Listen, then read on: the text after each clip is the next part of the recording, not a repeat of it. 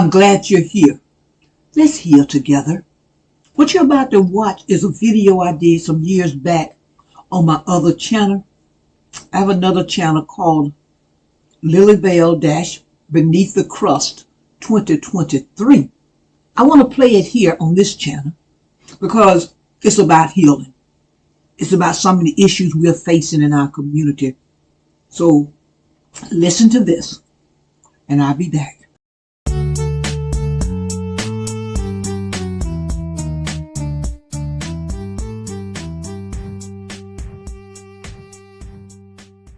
Hello, thanks for once again allowing Lily Bell to take you beneath the crust. I'm so glad you're back. The next episodes of Beneath the Crust will be done in parts. I'm going to address the free-falling black boy. Although I use the term free-falling black boy, the term free-falling black boy includes the free-falling black girl as well. The free-falling black boy, part 1. Black fathers, stop criticizing your son. Black mothers, please, leave your daughters alone. Ready, aim, fire, ready. One thing I hear from so many black adults is how awful the free-falling black boy is. Aim. The free-falling black boy is a representation of the already fallen black adult. Everything I hear black adults say that they dislike about the free-falling black boy are traits I see in the already fallen black adult. Fire. The free-falling black boy reacts to the already fallen black adults and each other the way the already fallen black adults react to each other and how they react to the free-falling black boy. Already fallen black adults call the free-falling black boy all kind of vile names. Punch on the free-falling black boy. Kick on the free-falling black boy. And these things don't even touch the surface of what the already fallen black adult does to the free-falling black boy. Already fallen black adults criticize the free-falling black boy. About almost everything. His hair, the way he wears his pants, his diction. I'm told that there are black ministers here in Macon-Bibb, Georgia, and the Middle Georgia area who won't even let the free-falling black boy come into his church if the free-falling black boy has locked or sagging pants. Yet, these same black ministers won't take a stand against the stores in the free-falling black boy's community. Stores that are used as drug fronts. Stores that are used to sell drug paraphernalia. Stores where the owners of the store degrade the free-falling black boy, and the owners degrade the already fallen black adult as well. And on and on. Point of reference. I went into a store on the corner of Eisenhower Parkway and Pioneer Avenue. That's here in Macon, Georgia. In this store was the usual drug paraphernalia. Well, lo and behold, I saw new shapes of the paraphernalia. These new shapes were shaped like the private parts of humans. They were big and they were brown. I asked the guy, who was running the store. He appeared to be Arabic. I asked him, why would they sell this type of stuff? He told me that he was just working there and that he didn't own the store. I asked for the store owner's name and phone number. Well, I had to ask 2 or 3 times. He finally gave me a name and a number, and I don't have to tell you. It didn't go in, the name and number wasn't valid. I turned to the blacks in the store. Some had their children with them, and I asked, why are we in this store that's so blatantly disrespectful? Why are we here? You have your children here. I said, look, we own it. We can close this down or make them make changes. They all looked at the floor, non-responding. I left without purchasing anything.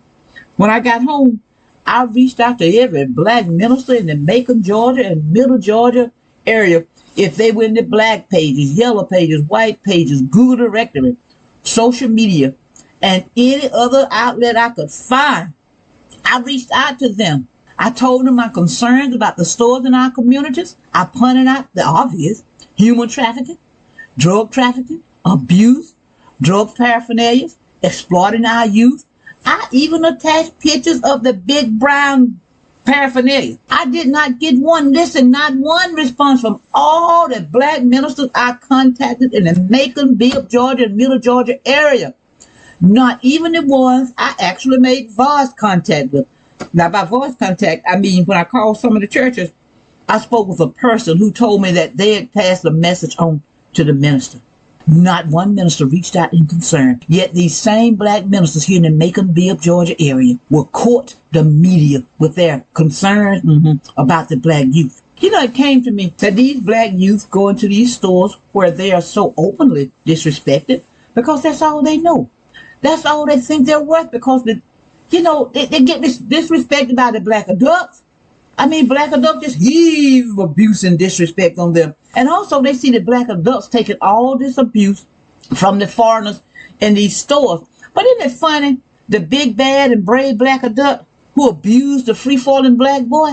Isn't it amazing how they punk out in the presence of these foreigners? I mean, just punk out. You know, I talk more about these issues in my book, The Free-Falling Black Boy. The free-falling black boy notices that many of the already fallen black adults are instilling in the free-falling black boy leadership qualities. Not only is the already fallen black adult not instilling in the free-falling black boy leadership qualities, black adult isn't being a leader. You're always talking about how you, as the black male, is the leader. You puff up your chest, blow hard. I'm the leader. You have to respect me as your leader. Let me tell you one thing, black male adults. You listen here. Black male adults, many black women and black youth want to respect you as a leader. We want to be led by you, black man. I would love to be led around by a brother. Your black woman and your black child want to be led by you, black man. But doggone it, we ain't gonna do it. We refuse to be led by a man who's led by a man. Deal with it. Come on beneath the cross. Come on beneath the cross. It just ain't happening, bro. You want your black woman and black child to follow you. Black man, that's what you want. Put some bass in your voice. Straighten up your spine. Then I guarantee you, I can make that guarantee, we will fall in place or fall in line, so to speak. A common complaint is that the free-falling black boy is a drug dealer. What have you done to ensure the free-falling black boy basic needs are met? Is he doing this because he needs to meet his needs? Or is he doing this because that's what all he knows? Do you think the free-falling black boy is a drug dealer because the drug dealer is touted as the hero of the community? The drug dealer who has played a major part in the destruction of the black boys community. The free-falling black boy, let's not forget that he's free-falling, people. The drug dealer who contributed to broken families in the free-falling black boys community. The drug dealer who oftentimes sold drugs not only to the black adults, but also to the free-falling black boy. That's a crying shame. The drug dealer who contributed to the abortion of many free-falling black boys by selling drugs to the pregnant black woman in the black community. Is he the one? Is he the free-falling black boy who you say is doing or selling drugs? Perhaps if the already black adults stood up to more people outside of, or just stood up to people's period outside of the community.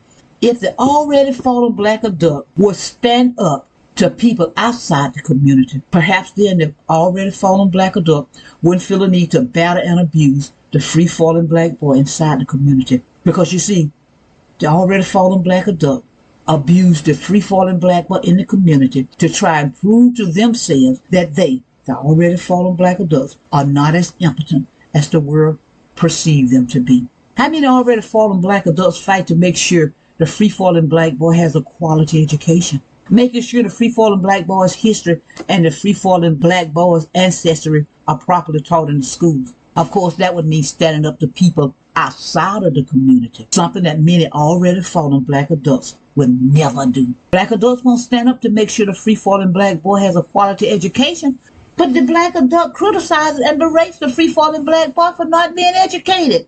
Where they do that at? Oh yeah, that's right, in the black community. How often does the free-fallen black boy see black adults fight the tyranny against the free-fallen black boy? Or perhaps the question should be, how often does the free-fallen black boy realize that the black adults are actually the tyrant against the free-fallen black boy? I was talking to a black adult female, and without fail, she went in on the free-fallen black boy. I told her that black adults did the same thing, and still do, some of us, that the black youth children are doing. She said, yeah, but we were God-fearing. I asked, what does God-fearing mean? And what does God-fearing produce? You see, because if we do this, if we do and did the same thing these non-God-fearing youth are doing, and we were God-fearing, so then what does God-fearing look like? Of course, I didn't get an answer.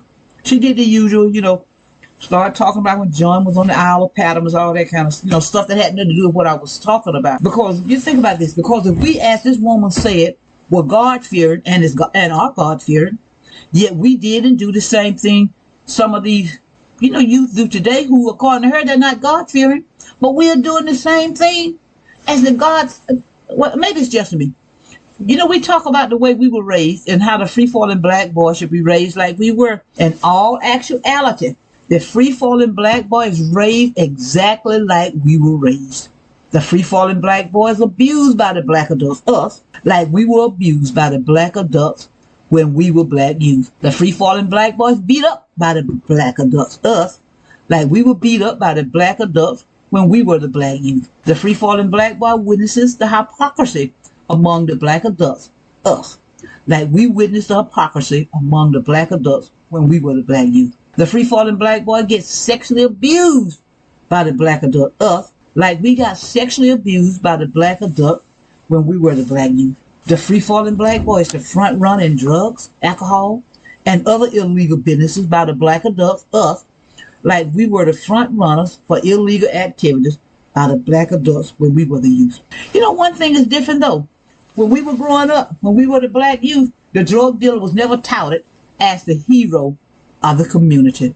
You never saw a drug dealer being propped up before the black youth by the black adults as a hero back then, like the black adults, us, prop up drug dealers as the hero now. Of all the people in the black community who made it without selling drugs, the black community will lord up the guy who made it by playing a major role in the destruction of the black community by selling drugs. The drug dealer. What message does that send to the free-falling black boy?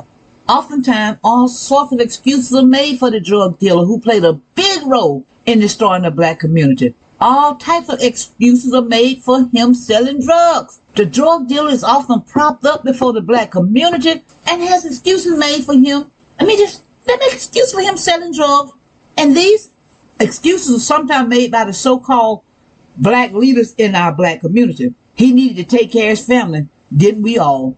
He wanted to buy his mama a house. Who didn't want to buy that mama a house? Hell, we wanted to buy our own selves a house. Many of us took care of our families without selling drugs. Many of us bought our mama and ourselves homes without selling drugs. Many of us put ourselves and family members through school without selling drugs, and on and on. Yet, these I made it without selling drug people are hardly, if ever, propped up before the black community as heroes by the black leaders. Make it make sense to me, somebody. And to the free-falling black boy, anybody who props a drug dealer up in front of you as the go-to isn't worthy of being a leader. If that person has already been elected, vote that person out. Do your research on candidates, and if they don't closely match with your belief, don't vote them in.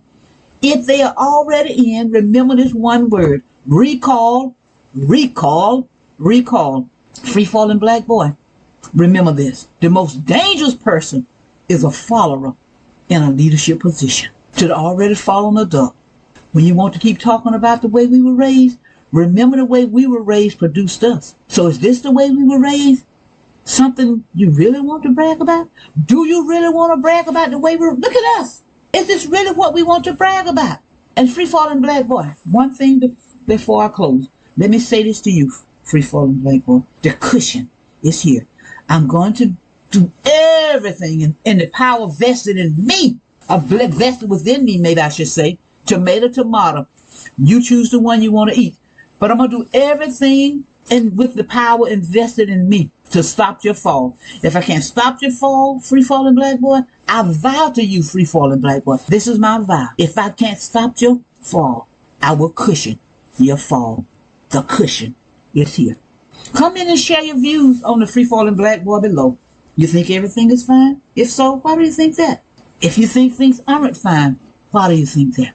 Do you think the free-falling black boy is in a crisis? Why or why not? What role, if any, does the black adult play and played in the fall of the black boy? What can be done about the plight of the free-falling black boy? You will find information I'm sharing in this podcast in my book, The Free-Falling Black Boy. That's information in the description below on how to obtain a free chapter from my book, The Free-Falling Black Boy, and information on how to order my book, The Free-Falling Black Boy. Thanks for allowing Lily Bell to take you beneath the crust. I'm trying to create a dialogue. I leave you with this. If they close my book, you remember my story. Like, share, and subscribe.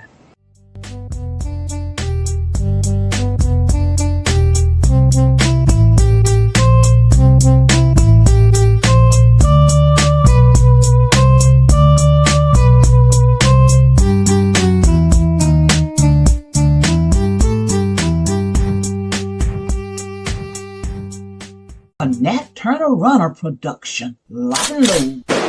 Lily Bell. Be encouraged.